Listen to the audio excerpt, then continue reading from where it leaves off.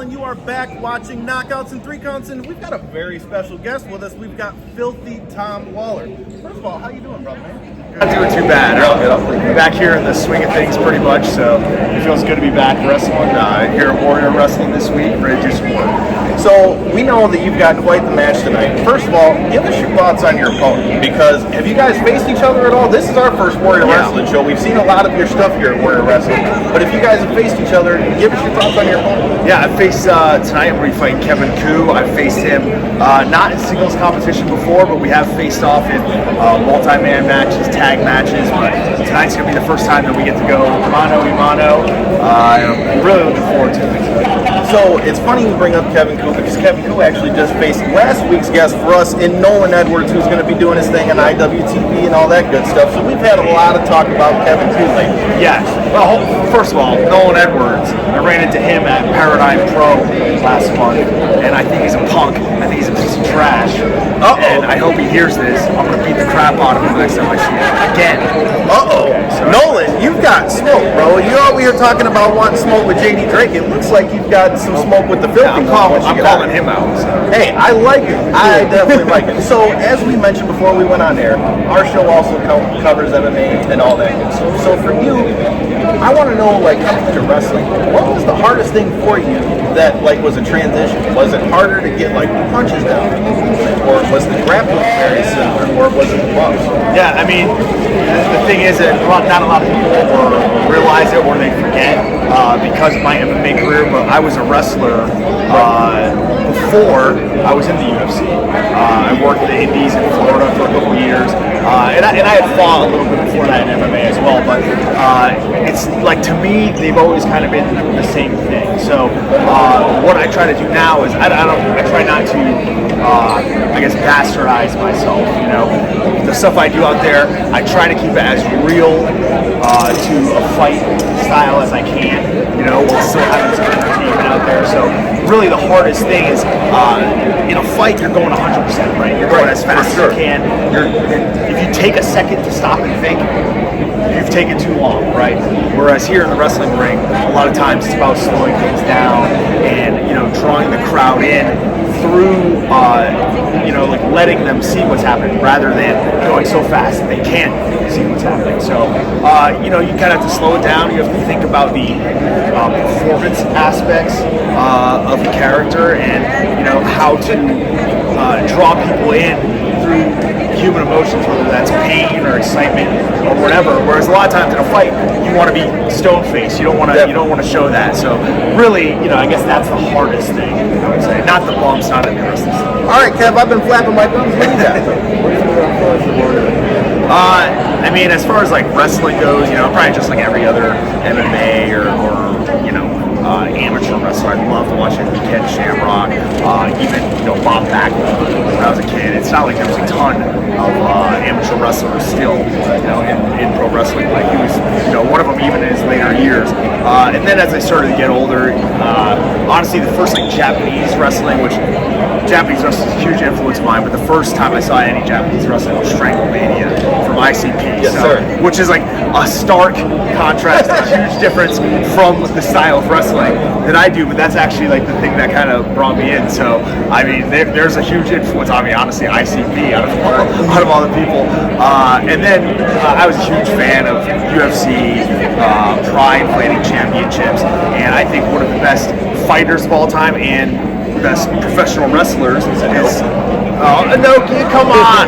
He's a legend. Sakuraba. He's a legend. I was sure you were going to go Sakuraba is like, he was the guy defending pro wrestling. Right. Pride itself was, I'm going to like geek out on this, but it was basically developed so that Takada and Hickson could fight, right?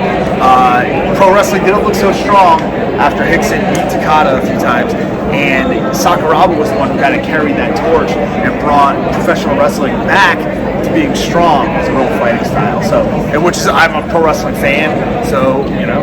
So, I know with you fighting in the UFC, I know you still got to be watching fights and stuff. So, of what you've seen so far from the pandemic with Fight Island and all that, is a few of our past guests like Cody Sting and a couple other guys we've had on have went over there to fight and things. What have you thought from what we've seen in the attempts with fights to come back now with pandemic and without fans. Yeah, I think it's weird. It's one of the few sports, like, I watch hockey as well, and that kind of translates well to TV too, but fighting is one of the few sports where I think it's actually better watching it without a crowd, because you can hear the small intricacies of the fight. You can hear the hits, or you can hear the crunch, you can hear the struggle, you can hear the other corner. There's just a lot of, it's not necessarily like, I enjoy watching it without the fans more. I don't dislike it with the fans. They're just different.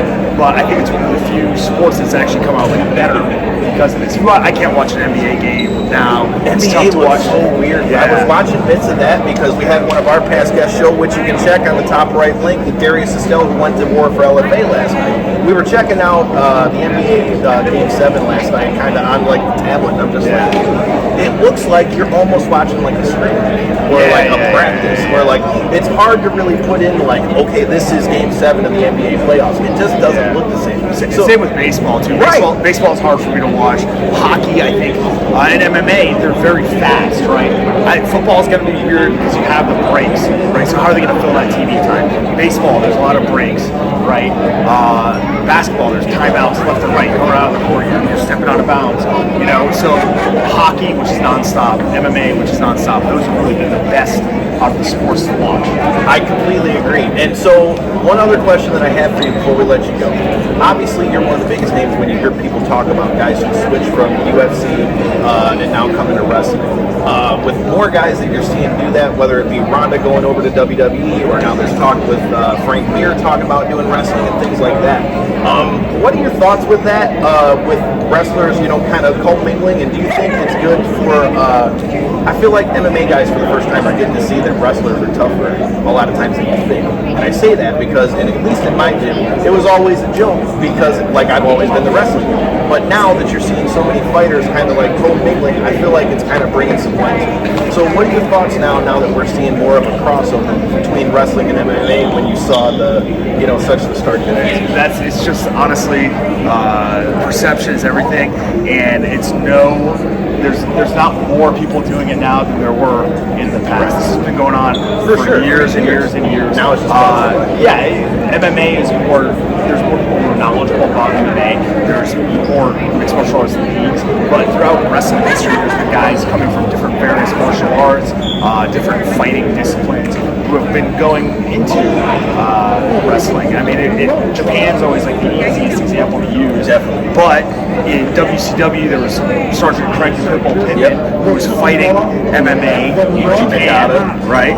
You have Yuji Nagata, who's also fighting. I mean, Jerry Flynn, you know, he's clearly got a legitimate background. The Steiner brothers are great amateur wrestlers at Michigan, right? Of all places. Yeah. So you have all these guys coming in, and I think it's just now like people are, this guy did UFC or this guy did MMA, right. And it's just more well known. Whereas before it was kind of still like the niche sport. So to me, they're like the same thing. You know what I mean?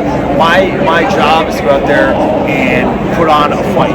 You know, whether it's real, whether it's predetermined or not. You know, my goal is to like show what a fight looks like, whether it's in the pro wrestling ring, whether it's in the MMA cage, whatever it is. So to me, hey, obviously, I love it. I'm a huge proponent. I think the more pro wrestlers that understand how the body works, how to submit people, they know what it's like to knock people out, the better you can be as a pro wrestler. I completely agree, and you're seeing that with somebody else on the card. We've got Thunder Rosa, the NWA Women's Champion, who's been doing her thing for Combate Americas, and I mean, MMA's making it, wrestling's doing its thing. Hey, and you're going to be busy coming up with MLW coming back. Like I said, check this man out, Fight TV, and you got MLW is everywhere you can find him, YouTube, all that good stuff. And until next time, check us out on all of our social media at KO3C Pod, spit it out, and check out Filthy Tom.